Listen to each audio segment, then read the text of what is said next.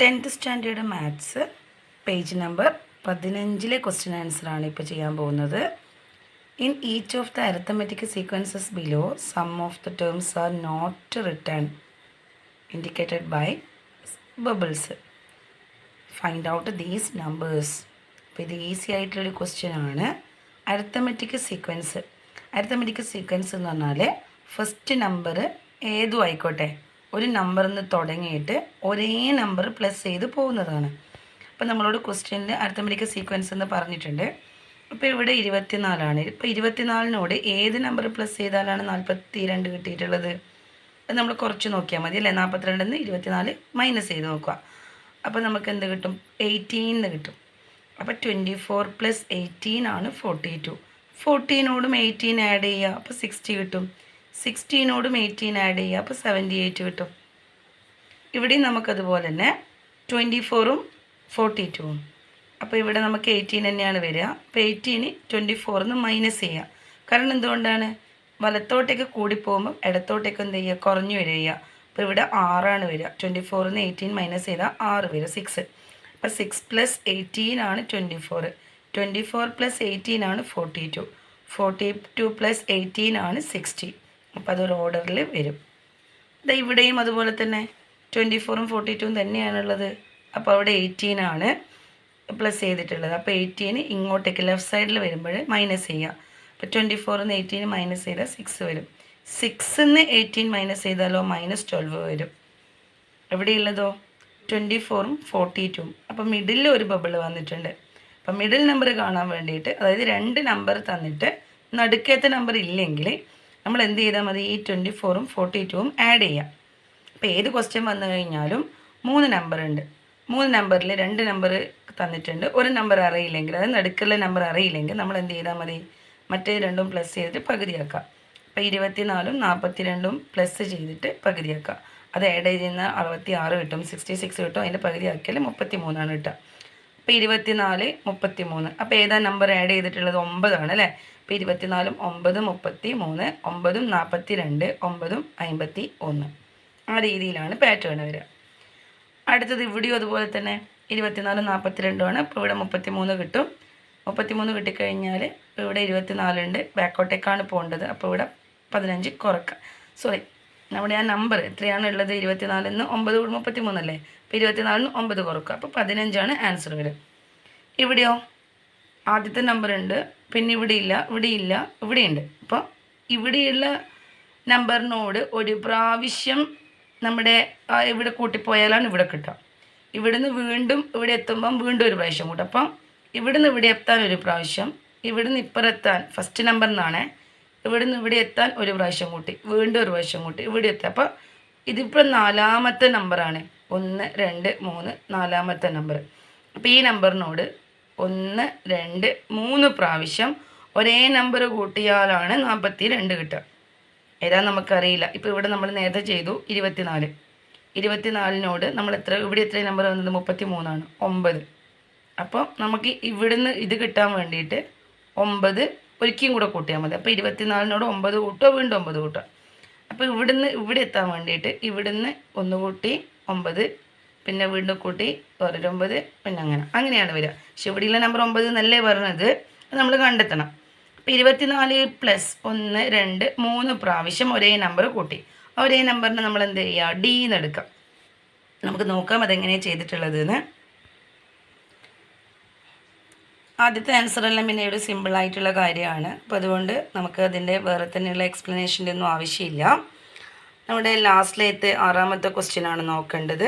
അപ്പോൾ ഇവിടുന്ന് 24 ഒരു പ്രാവശ്യം D എന്ന് പറയുന്നത് ഞാൻ അതിൻ്റെ ഡിഫറൻസ്, അതായത് ഒരേ ഡിഫറൻസ് ആണ് ഉള്ളത്, അതുകൊണ്ടാണ് D എന്ന് ഡിനോട്ട് ചെയ്തിട്ടുള്ളത്. അപ്പോൾ 24നോട് ഒരു പ്രാവശ്യം കൂട്ടി, 2 പ്രാവശ്യം കൂട്ടി, 3 പ്രാവശ്യം കൂട്ടിയപ്പോൾ കിട്ടിയ നമ്പറാണ് 42. അപ്പോൾ 24 + 3D ആണ് 42. 3D = 42 കുറക്കണം. അതായത് നമ്മൾ സാധാരണയുള്ള മെത്തേഡ്.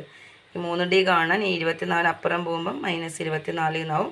അങ്ങനെ 18 കിട്ടും. D എന്ന് പറയുമ്പോൾ 18/3 6 എന്ന് കിട്ടും. അതായത് നമ്മൾ എന്ത് ചെയ്താൽ മതി? 24നോട് 6 കൂട്ടി 30, 6 36, 6 42. അപ്പോൾ ഇതാണ് നമ്മുടെ ആൻസർ വരിക.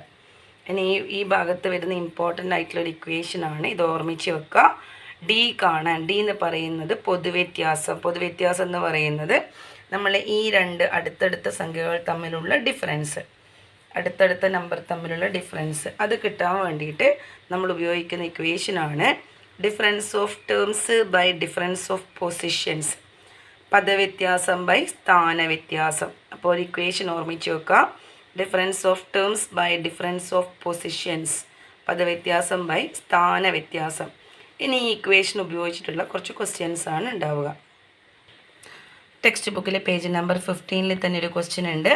Calculate the first 5 terms of the arithmetic sequence with third term 37 and 7th term 73. Calculate the first 5 terms. 5 number നമ്മൾ കാണണം. എങ്ങനെയുള്ളത്? തേർഡ് ടേം 37ഉം 7th ടേം 73ഉം. അപ്പോൾ അവിടെയുള്ളതിൽ calculate first 5 terms of the question അവിടെ എഴുതിയിട്ടുണ്ട്. അത് കാണാൻ നമ്മൾ difference of terms by difference of positions.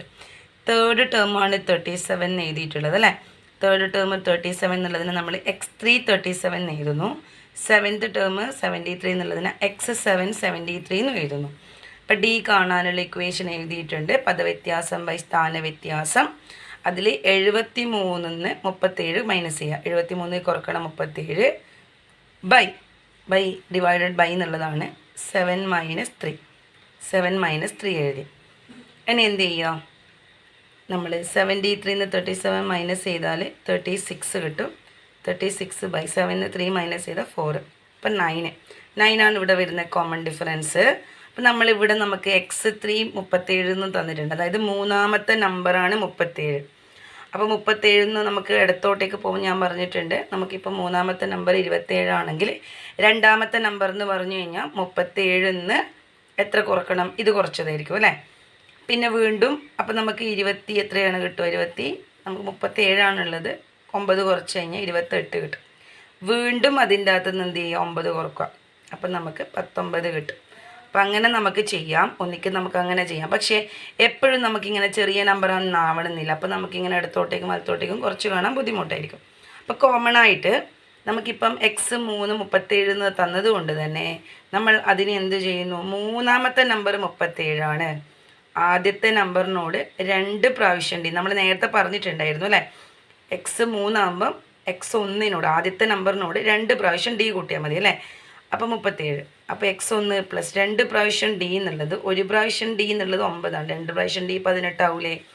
18 സമം 37 കിട്ടും. അപ്പോൾ x1 സമം 37 ഇവിടെ ഉണ്ട്. 18 അങ്ങോട്ടേക്ക് കുറക്കണം എന്ന് വരും. അങ്ങനെ 19 കിട്ടും. അല്ലെങ്കിൽ നമുക്ക് ഇവിടെ ഉണ്ടല്ലോ തന്നിട്ട് ഏതാ x7 73 എന്നുണ്ട് അല്ലേ. x7 73 എന്നുണ്ട്. അപ്പോൾ നമ്മൾ എന്ത് ചെയ്താൽ മതി? x7 73 എന്ന് എടുക്കാം. അതല്ലെങ്കിലാണ് x7 എടുത്താലും നമുക്ക് ഇതന്നെ ആൻസർ കിട്ടും. x3 എടുത്താലും നമുക്ക് ഇതന്നെ കിട്ടും. x7 എടുത്താലും ഇതന്നെ കിട്ടും. പക്ഷേ എഴുതുമ്പം x3 ആണെങ്കിൽ x1 പ്ലസ് 2d എന്ന് എഴുതുക. പക്ഷേ x7 ആണെങ്കിലോ x1 പ്ലസ് 6d. 7 ആകുമ്പോൾ 6d എന്ന് എഴുതും. 10 ആണെങ്കിൽ 9d എന്ന് എഴുതും. അതങ്ങനെയാണ് എഴുതേണ്ടത്. അപ്പോൾ x1 പ്ലസ് 6d സമം 73 കിട്ടും. x1 പ്ലസ് 6d ഡി എന്ന് പറയുമ്പോൾ നമുക്ക് കിട്ടിയത് 9 കിട്ടിയിട്ടുണ്ട് അല്ലേ. നമ്മുടെ ഇവിടെ 9 കിട്ടിയിട്ടുണ്ട് വാല്യൂ.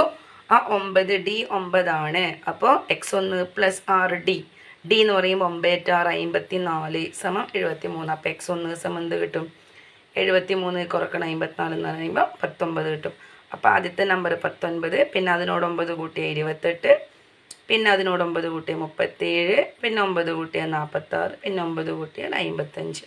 അപ്പോൾ ഈ രീതിയിലാണ് ആൻസർ ഉണ്ടാവുക. നേരത്തെ പേജ് നമ്പർ തന്നെ പേജ് നമ്പർ 15 കുറേ ക്വസ്റ്റ്യൻ ഉണ്ട് ഇതോട് ബന്ധപ്പെട്ടിട്ടുള്ളത്. നമുക്ക് ഓരോ ക്വസ്റ്റ്യനായിട്ട് നോക്കാം എങ്ങനെയാണ് ചെയ്തിട്ടുള്ളത്. നമ്മുടെ തേർഡ് ടേം 34, സിക്സ്ത് ടേം 67, അങ്ങനെ തേർഡ് ടേം 43, സിക്സ്ത് ടേം 76. അപ്പോൾ ഈ തേർഡ് ടേം 34 എന്നുള്ളതിനെ നമുക്ക് x3 34 എന്ന് എഴുതാം. അതുപോലെ x6 67 എന്ന് എഴുതാം.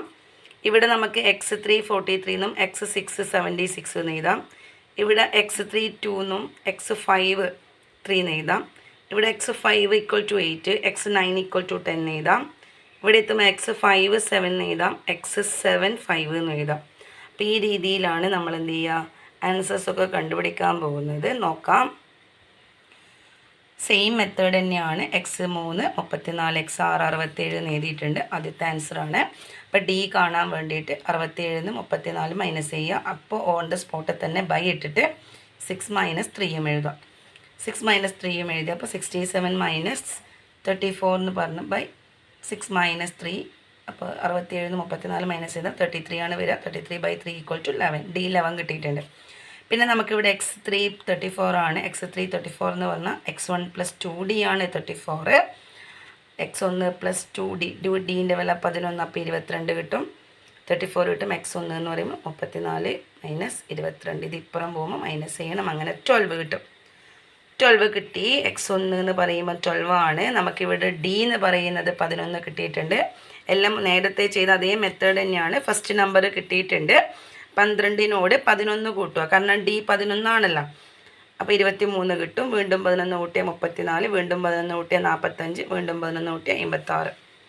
അടുത്തത് രണ്ടാമത്തത് x 3 43 x 6 76 ഉള്ളത്. അതേ മെത്തേഡ് d = 76 മൈനസ് 43/6 മൈനസ് 3 കിട്ടും. അങ്ങനെ 33/3. അത് ഒരേ നമ്പർ തന്നെ വരുന്നത്. എപ്പോഴും അങ്ങനെ ആയിരിക്കണമെന്നില്ല. പക്ഷേ ടെക്സ്റ്റ് ബുക്കിലുള്ള ക്വസ്റ്റിന് ഈ ഒരു മെത്തേഡ് തന്നെയാണ് വന്നിട്ടുള്ളത്.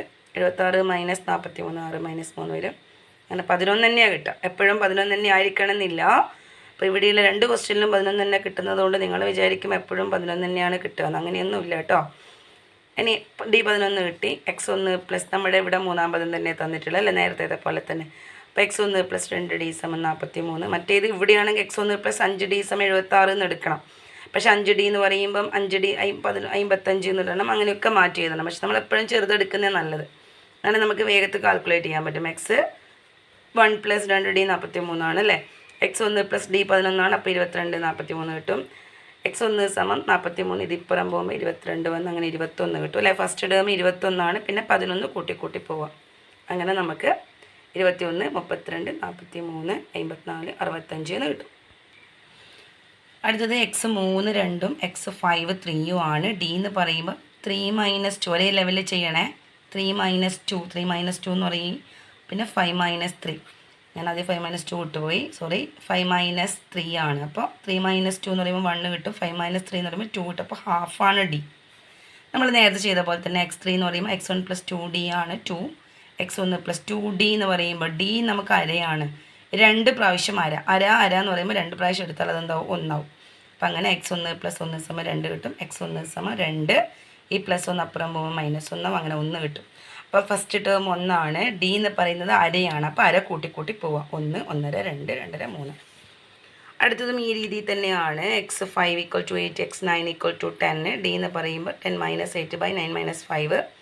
5 - 9 ഇട്ട് പോകും. ഒരേ ലെവലിൽ തന്നെ ആഡ് ചെയ്യണം. വലുത് ചെറുതെന്നൊന്നുമില്ല. 10 - 8 ആകുമ്പോൾ 9 - 5. 2/4 കിട്ടും. 2/4 എന്ന് പറയുമ്പോൾ 1/2 ആണ്. x1 + 4d 8 ആണ്. അപ്പോൾ 4d അതായത് x5 അല്ലേ ഇവിടെ ഉള്ളത്. പിന്നെ x9 എടുത്ത് ചെയ്യാം കേട്ടോ. x1 + 8d = 10 എന്ന് എടുത്തിട്ടും ചെയ്യാം. x1 + 4d 8 ആണ്. x1 + 4d എന്ന് പറയുമ്പോൾ അരയാണ്. 4 പ്രാവശ്യം അര 4 പ്രാവശ്യം ആകുമ്പോൾ അത് 2 ആണ് വരിക. അപ്പോൾ 8 x1 + 2 = 8. x1 = 8 - 2 = 6. അങ്ങനെ 6 6 7 7 8 5 നമ്പറാണ് എഴുതാൻ പറഞ്ഞത് കേട്ടോ. അതുകൊണ്ട് 5 എണ്ണം എഴുതിയിട്ടുള്ളത്. x5 = 7 x 7 = 5. d 5 - 7/7 - 5 കണ്ടില്ലേ നിങ്ങൾ. 5 വലുതെന്ന് ചെറുതെന്നൊന്നുമല്ല. ഇതിൻ്റെ അകത്തുനിന്ന് ഇതും ഇതിൻ്റെ അകത്തുനിന്ന് ഇതും. അപ്പോൾ 5 - 7/7 - 5. 5 - 7 എന്ന് പറയുമ്പോൾ അത് -2 വരും. 7 - 5 എന്ന് പറയുമ്പോൾ 2 വരും. -2/2 എന്ന് പറയുമ്പോൾ -1. ഇനി ഒരു കാര്യം നോക്കണം. ഇങ്ങനെ മാറി വരില്ലേ ഈ ക്രോസ് നോക്കിയേ. x5 7ഉം x7 5ഉം ഇങ്ങനെ വരുന്ന എല്ലാ ക്വസ്റ്റ്യൻ്റെയും d എന്തായിരിക്കും, -1 ആയിരിക്കും. ഇപ്പോൾ നിങ്ങൾക്ക് x 13 = 7, x 7 = 13, അല്ലെങ്കിൽ x 5 = 8, x 8 = 5. ഇങ്ങനെ മാറി വരുന്നതിൻ്റെ എല്ലാത്തിൻ്റെയും d -1 ആയിരിക്കും. ഞാനിപ്പോൾ ഇവിടെ x5 എടുക്കുകയാണ്. 7 ആണ്. ഇവിടെ d കൊടുക്കുന്നു. അപ്പോൾ x1 + 4d ആണ് 7. x1 + 4d d -1 ആയതുകൊണ്ട് 4d എന്ന് പറയുമ്പോൾ അത് -4 വരും. അങ്ങനെ x1 = 7. ഈ -4 അപ്പുറം പോകുമ്പോൾ +4 ആവും. അങ്ങനെ 11 കിട്ടും. അപ്പം നമുക്കറിയാം ഇതിപ്പം നമ്മുടെ ഡിസെൻഡിങ് ഓർഡറിലാണ് അല്ലേ വരുന്നത്. 7 കഴിഞ്ഞിട്ട് 5 ഒക്കെ വരുമ്പോൾ നമ്മൾ നോക്കിയാൽ മതി. 5ാമത്തെ നമ്പർ 7 ആണ്. അപ്പോൾ ഇങ്ങോട്ടേക്ക് ഇടത്തോട്ടേക്ക് എന്തായിരിക്കും 8, 9, 10, 11 അങ്ങനെയാണ് വരിക. അടുത്ത ഫസ്റ്റ് നമ്പറൊക്കെ കൂടുതലായിരിക്കും. ഇനി ഇപ്പം 5ാമത്തെ നമ്പറാണ് 7. 7ൻ്റെ അകത്ത് നിന്ന് 1 കുറഞ്ഞു. 6ാം നമ്പർ എത്തുമ്പോഴത്തേക്ക് അത് 6 ആവും. 7ാം നമ്പർ എത്തുമ്പോഴത്തേക്ക് അത് 5 ആവും. അങ്ങനെ കുറഞ്ഞു വരും. നമുക്ക് x1 11 കിട്ടിയിട്ടുണ്ട്. അപ്പോൾ നമ്മുടെ x1 ഫസ്റ്റ് നമ്പർ 11 ആണ് അല്ലേ. അപ്പോൾ 11 ഒന്ന് കുറഞ്ഞിട്ട് വരും 10, കാരണം ഇവിടെ d -1 ആണല്ലോ. അപ്പോൾ 11, 10, 9, 8, 7 കണ്ട 1, 2, 3, 4, 5. 5ാമത്തെ നമ്പർ 7 കിട്ടിയില്ലേ. ഇനിയോ 8 കഴിഞ്ഞാൽ 6, 5. അപ്പോൾ 1, 2, 3, 4, 5, 6, 7. 7ാമത്തെ നമ്പർ 5 കിട്ടി. അപ്പം നമുക്ക് ഓർമ്മിക്കേണ്ട കാര്യം നെഗറ്റീവ് വരുന്ന സമയത്ത് നല്ലോണം ഒന്ന് ശ്രദ്ധിക്കണം. ഈ 5 - 7 ഓർഡർ നോക്കണം. 5 - 7/7 - 5. അപ്പോൾ അങ്ങനെ വരുന്നത് കൊണ്ടാണ് അത് മൈനസ് വന്നത്. അപ്പോൾ എപ്പോഴും പോസിറ്റീവ് ആയിരിക്കണം എന്നൊന്നുമില്ല, ഡി നെഗറ്റീവും വരാം. അപ്പോൾ ഇത്ര വരെയുള്ള ക്വസ്റ്റ്യൻസൊക്കെ നിങ്ങൾ നന്നായിട്ട് ചെയ്ത് പഠിക്കണം. ഇതൊക്കെ എക്സാമിന് അധികം ചോദിക്കാറുള്ള ടൈപ്പ് ക്വസ്റ്റ്യൻ തന്നെയാണ്. Okay, by.